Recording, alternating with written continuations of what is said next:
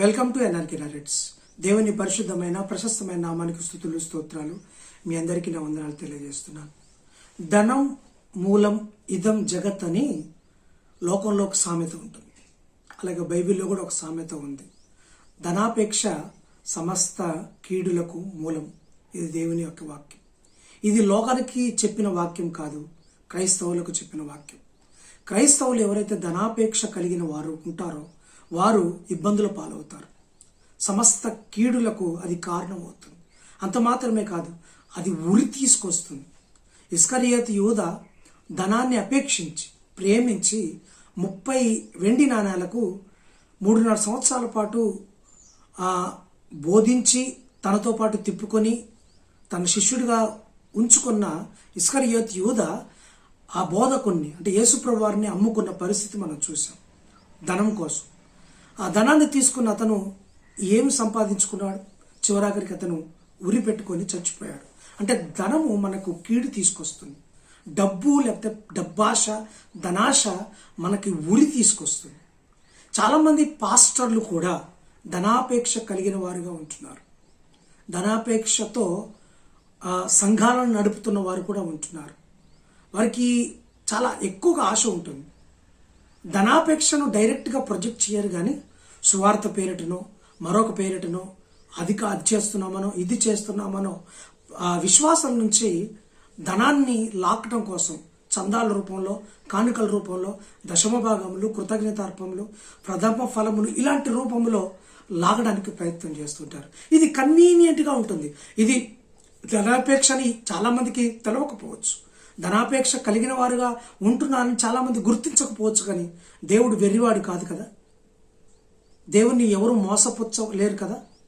దేవుడి కన్నులకు మరుగైంది ఏదైనా ఉంటుందా?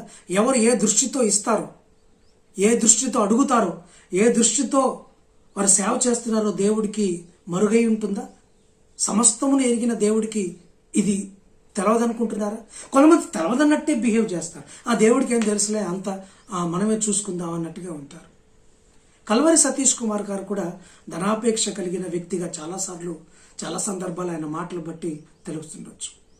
వాక్యాన్ని ధనానికి ముడిపెట్టడం ఈయన కంటే గొప్ప ఎవరు ముడిపెట్టలేరు. చర్చిలో వాక్యం చెప్పి, ఈ వాక్యం మీకు నచ్చిందా? ఈ వాక్యంతో మీరు బలపడ్డారా?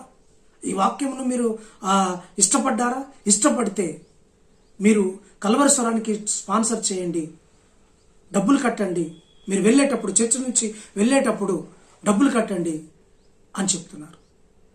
ఇప్పుడు కల్వరి సతీష్ కుమార్ గారు చెప్పే ప్రతి వాక్యము యూట్యూబ్లలో వస్తుంది, లైవ్లో వస్తుంది. ఆ తర్వాత వాళ్ళు యూట్యూబ్లలో పెడతారు, లైవ్లో వస్తుంది, క్లిప్ లింక్స్లో కూడా పెడుతుంటారు. మరి ఇలాంటప్పుడు మళ్ళీ కల్వరి స్వరానికి డబ్బులు ఇవ్వడం ఎందుకు? వాక్యం విన్నారు, చక్కగా వాళ్ళు బలపరచబడతారు, మీరన్నట్టుగా దీవించబడతారు. ఆ తర్వాత నలుగురికి చెప్తారు, ఒకవేళ వాళ్ళు విన్న వాక్యం వాళ్ళ హృదయాన్ని నత్తుకుంటే. అంతేగాని మళ్ళీ 30,000, 40,000, 50,000 కట్టి కల్వరి స్వరానికి డొనేట్ చేయండి అని చెప్తున్నారు. యూట్యూబ్లలో వస్తుంది కదండి. ఇది ధనాపేక్ష కదా. ఒకసారి సతీష్ కుమార్ గారు ఏం మాట్లాడారు ఒకసారి చూడండి. ఈరోజు సందేశం బహు ఆశీర్వాదకరం అన్న వాళ్ళు ఒకసారి చూపిస్తారా? అయితే వెళ్తూ ఆ సందేశాన్ని కల్వరి స్వరం ద్వారా లోకానికి ఈరోజు సందేశం బహు ఆశీర్వాదకరం అన్న వాళ్ళు ఒకసారి చూపిస్తారా? అయితే వెళ్తూ ఆ సందేశాన్ని కల్వరి స్వరం ద్వారా లోకానికి చూసారుగా. ఆ ఫుల్ఫిట్ మీద నుంచి, ఆ వేదిక మీద నుంచి ఎలాంటి మాటలు మాట్లాడుతున్నారు. గతంలో ఏమో మీరు ఈస్టర్కి డబ్బులు ఇవ్వండి, గుడ్ ఫ్రైడేకి ఈస్టర్ డబ్బులు ఇవ్వండి, ఎక్కువ మొత్తం డబ్బులు ఇచ్చిన వాళ్ళని లాటరీ తీసి యెరూషలేము ఫ్యామిలీ టికెట్ వేస్తామని చెప్పారు. ఎక్కువ మంది డబ్బులు ఇచ్చారు, ఒక ఫ్యామిలీని మాత్రం పంపించారు. ఇది అక్కడి మేనేజ్మెంటు లేకపోతే ఇదొకటి బిజినెస్ స్కిల్లో ఎవరికి అర్థం కాదు. చాలా బిజినెస్ మ్యాన్ మెంటాలిటీ ఉంటుంది. అక్కడే బిర్యానీ పాయింట్ ఓపెన్ ఉంటుంది చర్చ్ దగ్గరే, అక్కడే సూపర్ మార్కెట్ ఉంటుంది, అక్కడే జ్యూస్ పాయింట్, ఇవన్నీ అక్కడే ఉంటాయి. అన్ని కల్వరి పేరు మీదనే ఉంటాయి. వ్యాపారం సాగుతుంది. ఒక పక్క స్క్రీన్ చర్చెస్ మీద ఆంధ్రప్రదేశ్, తెలంగాణ ఆయా పట్టణాల్లో, ముఖ్య పట్టణాల్లో స్క్రీన్ చర్చెస్ ఏర్పాటు చేసి ఆయా సంఘానికి వెళ్తున్న వారిని అక్కడికి రప్పించి వారి ద్వారా కానుకలు స్వీకరించడం, ఇవన్నీ వ్యాపారాత్మక ధోరణిని సంఘంలో చొప్పించే ప్రయత్నం కాదా? మిమ్మల్ని చూసి చాలా మంది నేర్చుకుంటున్నారు. మిమ్మల్ని చూసి చాలామంది ఫాలో అవుతున్నారు ఈ బ్యాడ్ ప్రాక్టీస్ని. దయచేసి మీరు మారండి. దయచేసి మీరు మారండి. ఈ వాక్యము మంచిగా ఉంటే దాన్ని సంతోషపడాలి.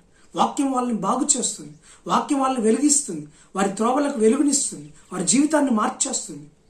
అంతేగాని ఈ వాక్యాన్ని మీరు ప్రేమిస్తే ఇస్తే డబ్బులు ఇవ్వండి, ఇది డబ్బుకు వాక్యాన్ని ముడిపెట్టడం అనేది అస్సలు ఇష్టం ఉండదు. దేవుడికి అస్సలు ఇష్టం ఉండదు. వాక్యము వేరు, డబ్బు వేరు. వాక్యానికి డబ్బుకి చాలా దూరం ఉంది. కానీ రెండింటిని కలిపేస్తున్నారు సతీష్ కుమార్ గారు. వాక్యం గనక మీరు ఇష్టపడితే డబ్బు ఇవ్వండి అని చెప్తున్నారు. ఇది ఎక్కడిదండి? ఇష్టపూర్వకంగా ఇచ్చేదే కానుక కదా. ఎందుకు ఇలా మీరు చేస్తున్నారు ఎవరికి అర్థం కాదు. మళ్ళీ మిమ్మల్ని ఎవరిని విమర్శిస్తే వారి ఛానల్ని బ్లాక్ చేయటం, వారిని హింసించటం, మీ ఒక అనుచరుల చేత చెత్త కామెంట్లు, బ్యాడ్ కామెంట్లు పెట్టడం, మీరు చేసేమన్నీ శుద్ధపూసలాగా అన్నీ కరెక్టే అనుకోవటం మీకే చెల్లింది. ఎక్కడైనా మీకు మారు మనసు ఆ దేవుడు దయచేయను గాక. God bless you. ఆమెన్.